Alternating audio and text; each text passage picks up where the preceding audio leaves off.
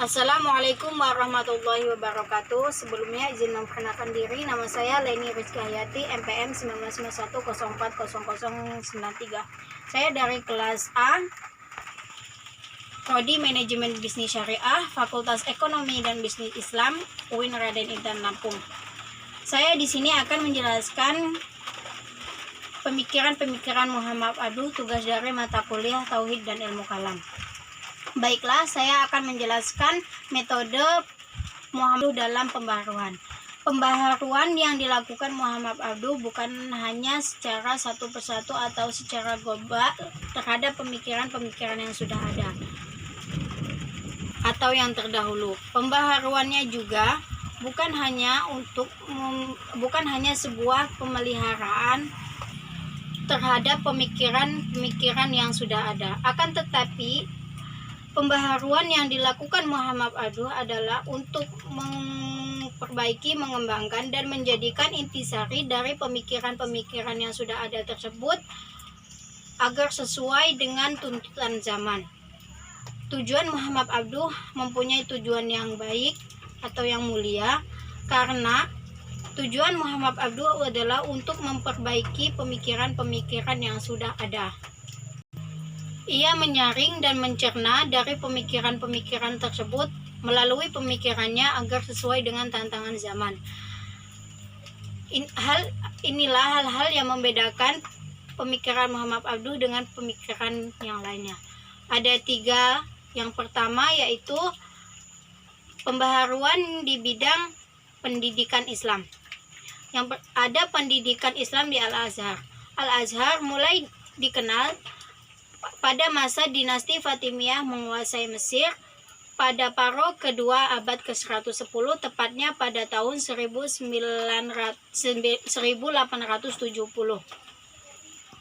Tepatnya pada tahun 359 Hijriah atau 790 Masehi.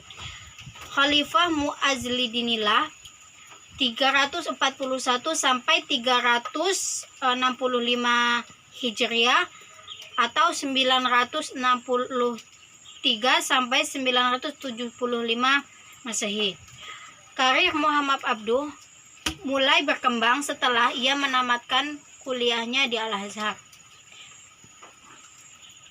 Di Al-Azhar sendiri ia mengajar ilmu logika, teknologi, filsafat, etika, dan sejarah.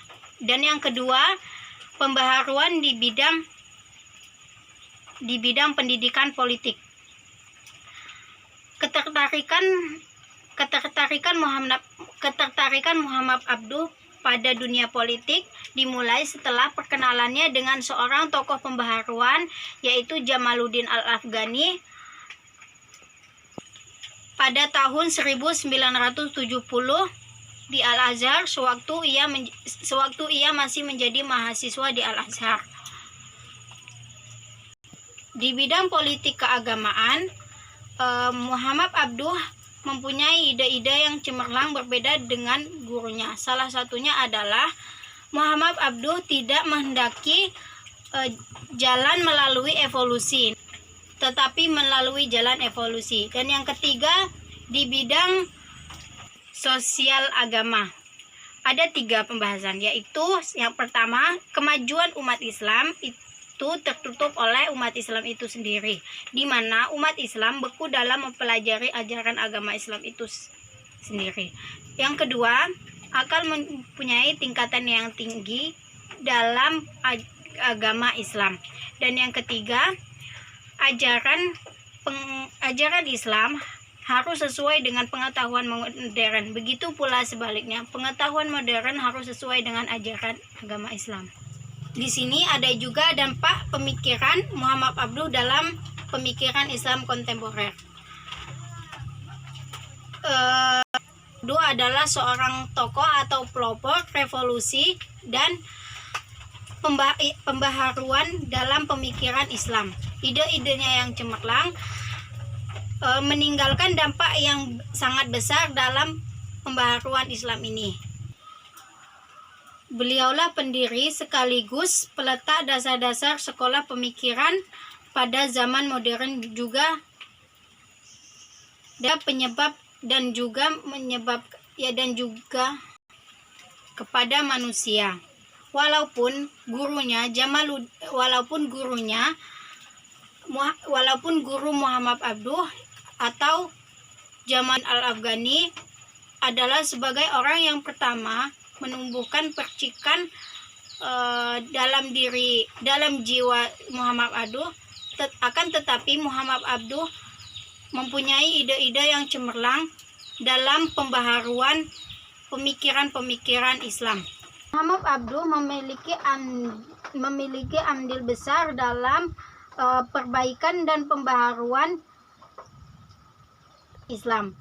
Telah banyak pembaharuan yang dilakukan, antara lain yang pertama reformasi pendidikan, yang kedua mendirikan